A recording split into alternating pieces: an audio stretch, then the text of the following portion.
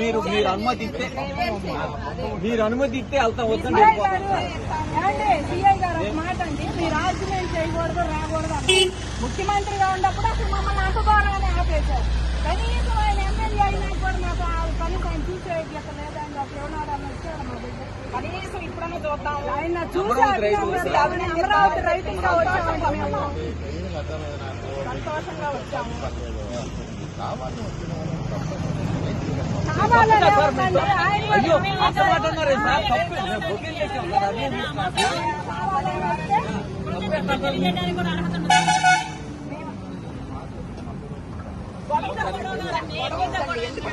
మీతో కాదండి, ఆయన సీఎం గా ఉన్నప్పుడు మీతోనే గొడవ,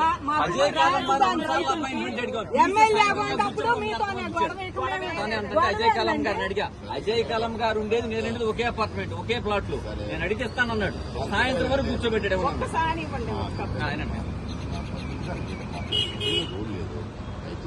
సరే 2 రోజులు ఆగిన తర్వాత వస్తున్నాం.